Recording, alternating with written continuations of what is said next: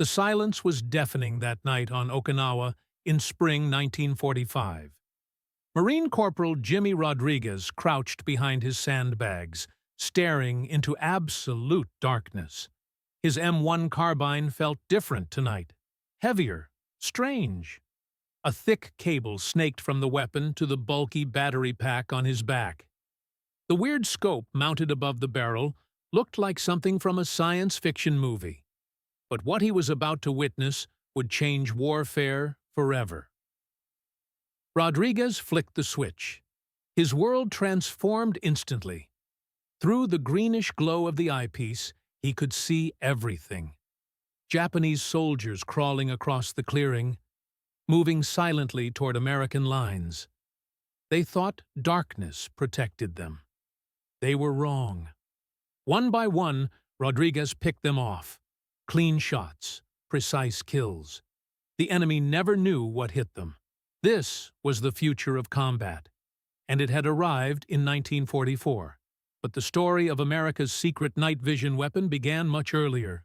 It started with a simple request in summer 1940. The U.S. Army needed a lightweight shoulder weapon.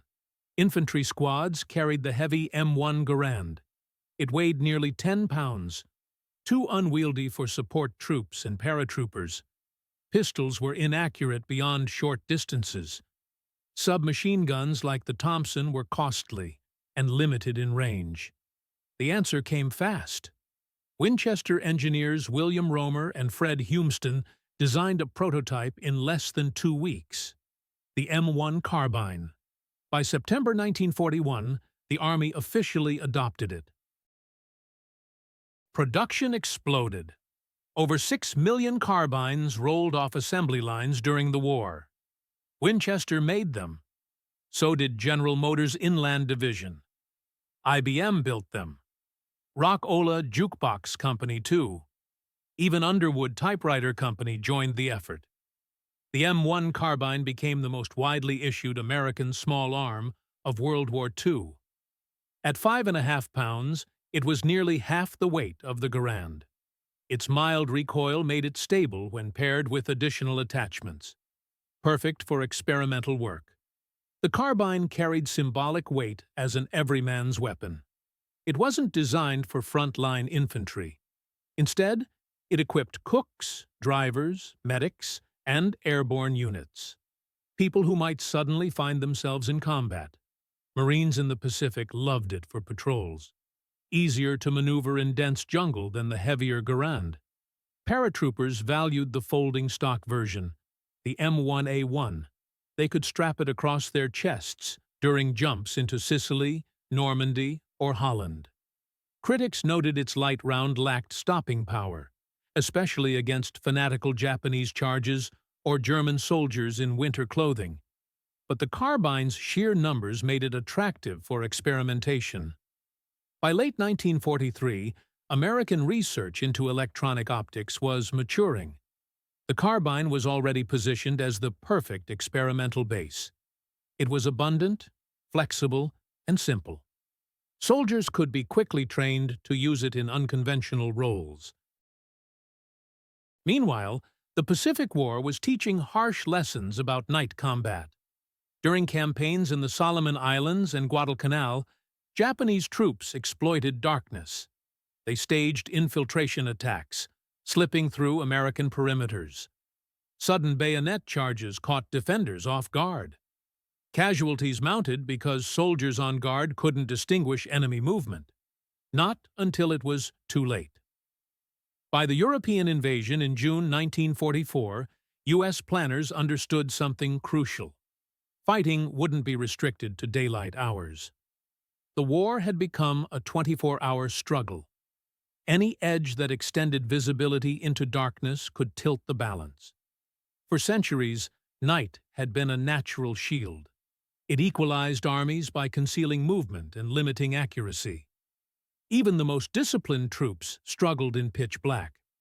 Darkness was protection for retreat, a cloak for ambush, a wall against offensive action. Armies relied on flares, bonfires, or moonlight. But no one could truly see in complete darkness. The U.S. military was preparing to change that. The concept was rooted in infrared light, radiation invisible to the human eye, but detectable by specialized equipment. German scientists had already experimented with primitive infrared gear for tanks and rifles. But the Americans developed a practical solution first, for their infantry.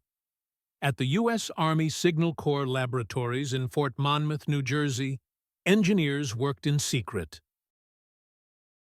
Starting in 1942, they adapted infrared detection technology, taking it from scientific laboratories to rugged field systems. The idea was audacious, allowing ordinary infantrymen to see in total darkness. Radio Corporation of America, RCA, joined the effort. Later, Westinghouse helped too. They developed the image converter tube. This device took reflected infrared rays and transformed them into visible images, displayed through an eyepiece as a faint greenish picture. The system had several key components. First, the infrared spotlight. A large lamp mounted near the barrel projected an invisible beam. Human eyes couldn't detect this beam, but the second component could.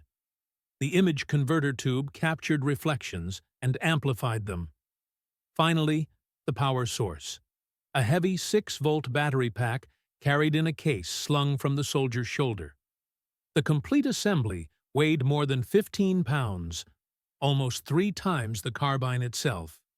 It required careful maintenance in the field. This device would later be called the snooper scope or sniper scope. But in mid-1944, it was shrouded in secrecy. Troops testing the weapons had to be carefully selected, sworn to silence, placed under strict orders never to let the enemy capture the equipment. Training emphasized more than just shooting with the heavy sight. Soldiers learned to carry the cumbersome battery pack like a satchel. Though the entire system weighed over 15 pounds, its promise was extraordinary. The power to see and kill at night. For American infantrymen who first handled the weapon, the experience bordered on science fiction. Through the scope, darkness was no longer impenetrable. Silhouettes of men crawling or running appeared as pale shapes on the screen, distinguishable enough to aim at and destroy. Suddenly, foxholes and jungle clearings became killing zones for defenders. Areas that had once been dangerous at night were now controlled by Americans with the new sight.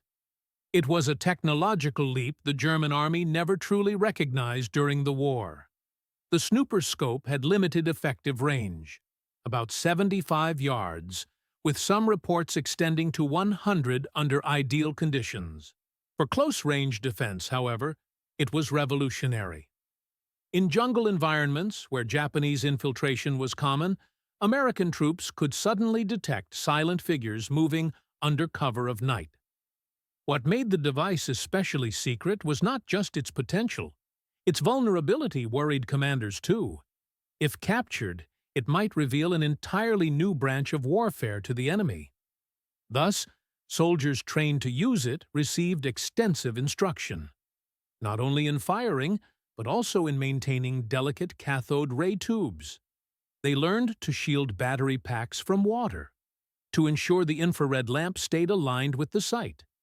Manuals warned against exposing optics to direct sunlight. That could burn out sensitive components instantly. While primitive by later standards, the snooper scope was revolutionary for its time, the first practical application of electronic night vision in combat. It foreshadowed the Cold War race in optics that would dominate armies for decades. Its appearance in 1944 shocked many who saw demonstrations. Army observers reported men who had once groped blindly in darkness were now calmly tracking silhouettes, their carbine muzzles following ghostly green figures invisible to everyone else. The technology was so far ahead of enemy expectations that American commanders classified its existence at the highest levels. Distribution was limited to small groups, often no more than a few dozen per division. Deployment was carefully chosen. The secrecy extended into records. References to infrared carbines were scarce and often buried under technical descriptions. Only after the war did the broader public learn the truth. The United States had fielded electronic night fighting weapons years before most nations considered them feasible. Back to that night on Okinawa. Rodriguez wasn't alone. Roughly 300 infrared carbines were shipped to the island, distributed mainly to the Army's 96th Infantry Division and the Marines. Each operator carried the M1 carbine fitted with the infrared lamp and scope, along with that 10-pound battery pack connected by cable. The battery lasted only 4 to 5 hours, so men were trained to conserve power, activating the lamp only when movement was suspected. Still, this limited endurance was sufficient for critical nighttime engagements. The Battle of Okinawa marked the largest-scale use of infrared carbines during the war. The campaign was defined by brutal night fighting. Japanese troops often mounted suicide charges under cover of darkness. For American defenders, the sniper scope turned these desperate assaults into slaughter. U.S. Marine accounts describe how operators could sweep open ground in front of their positions, picking off shadowy shapes long before they reached the wire. The psychological effect was devastating. Enemy soldiers, who believed night guaranteed safety, suddenly fell under accurate fire, without understanding why. Technical reports from Okinawa showed the system's impact. Operators were positioned in choke points, like paths through dense jungle, ravines, or perimeter gaps, where enemies were most likely to move. The infrared beam changed defensive warfare fundamentally. Instead of firing blindly into the dark, defenders could conserve ammunition, shooting only when they had visual confirmation of targets. This accuracy reduced wasted fire and increased morale. Soldiers no longer felt helpless against nighttime intrusions. In some instances, operators coordinated with machine gun crews, guiding their fire by spotting advancing groups first through the scope.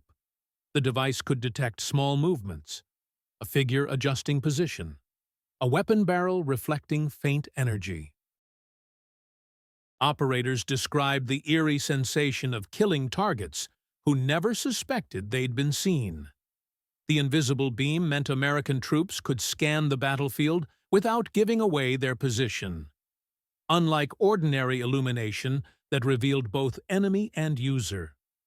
When reflected off a helmet, rifle, or moving figure, the faint energy was amplified into a greenish outline in the eyepiece, allowing precise shots. Training emphasized discipline and coordination. Operators learned to avoid wasting battery power. Instructors at Fort Belvoir and Camp Blanding developed specific drills. Soldiers practiced switching on the lamp only at critical moments, listening for footsteps, then activating the scope to scan suspected approaches. The equipment was fragile, though. Early cathode ray tubes were highly sensitive to sunlight and mechanical shock. Manuals warned soldiers never to expose the eyepiece during the day. That risked burning the image screen. Moisture posed a constant threat, too. In tropical climates of the Philippines and Okinawa, operators covered their gear with waxed canvas or improvised rubber sheets to protect against rain. Maintenance teams carried spares for tubes and wiring. Entire support units were tasked with keeping the experimental technology operational. Despite limitations, the system gave American troops a unique edge. At night, when ordinary riflemen relied on listening posts, flares, or tripwires, sniper scope operators were hunting with real visual confirmation. But this wasn't the first combat use. Earlier field testing occurred in the Pacific, where dense jungles and nocturnal attacks made night vision invaluable. By mid-1944, during the Battle of Saipan, small numbers of soldiers were issued experimental sniper scope sets. The weapon wasn't given to entire platoons, rather to carefully chosen individuals within each unit. These men functioned almost like specialists, setting up at night in defensive positions to watch for enemy infiltrators. Reports from Saipan noted Japanese soldiers attempting to crawl into American lines were cut down, at ranges where unaided eyes would have seen nothing. The effectiveness was immediate. Commanders pushed for further deployment. For Japanese forces facing these weapons, the experience was bewildering. They encountered sudden, accurate fire in conditions where visibility should have been zero. Confusion spread rapidly among enemy ranks. Survivors described being targeted without warning. Convinced Americans possessed some unnatural perception. Combat reports revealed how demoralizing this became for enemy units. On Okinawa, infiltration groups attempting to penetrate defensive lines found themselves ambushed before making contact. Entire squads were wiped out by single sniper scope operators, who calmly picked off figures one by one. Captured prisoners later explained their theories. They believed American sentries had developed extraordinary night vision, or were guided by unseen radar. The actual truth was far beyond their comprehension. They were being illuminated by invisible light spectrum. Captured diaries and interrogations revealed this confusion. Soldiers speculated Americans had supernatural hearing, or some form of radar allowing them to detect movement in pitch black. The truth remained unknown to them during the war. These early uses marked a fundamental change in combat philosophy. The battlefield no longer shut down after dusk. Infrared beams silently cutting through darkness allowed American troops to transform night from enemy into ally. Meanwhile, German forces were developing their own night-fighting technology, but they lagged far behind American progress. Throughout early stages of the war, Wehrmacht and Waffen-SS units used traditional illumination methods. Flares, parachute lights, and star shells fired from mortars. Searchlight battalions were employed too, particularly during large-scale operations on the Eastern Front. Massive projectors illuminated Soviet positions at night. These methods had obvious drawbacks, though. Once a flare was launched or searchlight switched on, it revealed German positions just as clearly. By 1943, German engineers began developing their own infrared technology, known under the code name Vampire. The ZG-1229 Vampire system was designed for the Sturmgewehr 44 assault rifle. Like the American snooper scope, it used infrared lamp and image converter tube.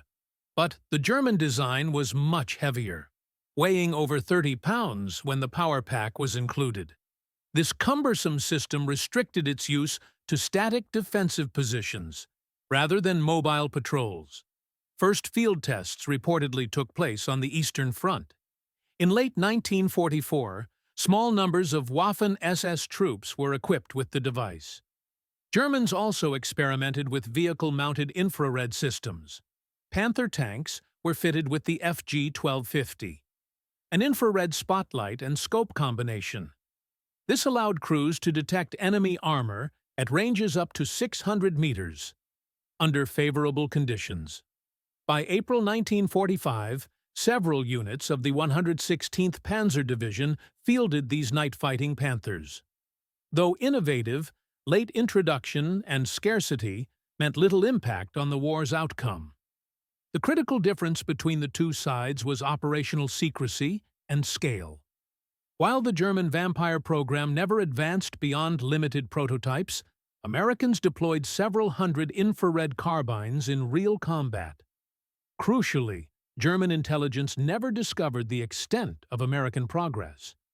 Even as they experimented with their own systems, they remained unaware that U.S. infantry in the Pacific had already proven night vision viability on the battlefield. Had they known, the development race might have intensified. But instead, Germans assumed such technology was still years from practicality. German soldiers continued relying on age-old tools, signal rockets and magnesium flares, while across the ocean, American troops were silently eliminating targets. Without giving away their positions, the Wehrmacht prided itself on technological ingenuity, from jet fighters to advanced tanks. But in this case, its research trailed behind a U.S. system already in action. What makes this even more remarkable is how narrowly Germans missed the revelation. In 1945, Allied intelligence officers began capturing Vampire units during final battles in Europe. Post-war analysis showed German scientists were close in concept, but far behind in application. In comparison, American infrared carbines had been combat tested for over a year. The secrecy surrounding their use ensured German soldiers never suspected. Americans had already crossed that technological threshold. This gap meant throughout the war, German troops treated night as a shield. They infiltrated lines, staged ambushes, and regrouped under darkness, with confidence that enemy eyes couldn't pierce the black. Unbeknownst to them, in select corners of Pacific battlefields, the cover of night had already lost its protective power. The psychological warfare implications were profound. Warfare had always been shaped by day and night rhythm. Soldiers expected darkness meant a pause in combat tempo. With patrols limited to stealthy movements and close quarters, surprise attacks. When Japanese forces on Saipan and Okinawa experienced sudden accurate fire, confusion spread rapidly. Survivors described being targeted without warning. Convinced Americans possessed unnatural perception. This altered the balance of psychological warfare completely. Darkness, once a weapon in attackers' hands, was now turned against them. For U.S. troops, infrared weapons reshaped morale too. Men who had previously dreaded night duty suddenly found themselves in control. Instead of anxiously waiting for unseen attackers, sniper scope operators reported calm confidence, knowing they could see danger before it struck. The mere fact that soldiers could no longer trust natural protection of night represented a profound shift. Where once absence of light offered safety, now it could mean silent destruction. From an enemy unseen. This redefinition of combat marked the opening of a new era, one where technology began eroding ancient boundaries imposed by nature. For those who lived through it, the terror was real. Realizing concealment no longer existed under cover of night. This psychological impact was as powerful as any conventional weapon. The most striking consequence was how it changed fundamental assumptions about warfare. Combat could no longer be paused by darkness. By war's end in 1945, the M1 carbine with infrared optics had proven itself. More than just a battlefield experiment. Though numbers were small compared to millions of standard carbines, deployment in Okinawa provided valuable data. U.S. Army Ordnance and Signal Corps conducted extensive evaluations. They concluded night vision wasn't merely a specialized tool, but an essential future capability. This assessment placed America at the forefront of a technological race that would expand dramatically during the Cold War. In the immediate aftermath, the U.S. continued refining designs. The Sniper Scope M2 appeared in 1945, followed by the M3 in early 1950s. These improved models featured longer detection ranges, sturdier tubes, and slightly lighter battery packs. During the Korean War, such devices were again mounted on carbines, this time issued more widely to defensive positions, along the Pusan perimeter and later during operations across the peninsula. Enemy forces, North Korean and Chinese this time, encountered the same bewildering experience. facing accurate fire in situations where visibility should have shielded them. The legacy extended beyond tactical success. It demonstrated small arms platforms could be adapted into technological systems, bridging the gap between conventional firearms and electronic warfare. This concept inspired further innovation, eventually leading to compact helmet-mounted image intensifiers of the Vietnam era, and lightweight night vision goggles now standard in modern armies. The ungainly sniper scope was ancestor to every soldier's night fighting gear that followed. For historians, significance lies not only in technical achievement, but also in secrecy that surrounded it. Because the system remained classified during much of the conflict, few German or Japanese intelligence reports documented its existence. Post-war interrogations of German scientists revealed their astonishment. Learning Americans had successfully used portable infrared sights in combat, while their own Vampire systems were still experimental. Had they known earlier, it might have influenced research priorities or battlefield tactics, but by then, the war had already ended. Another enduring aspect is the carbine's symbolic weight. It highlighted adaptability of the U.S. industrial base.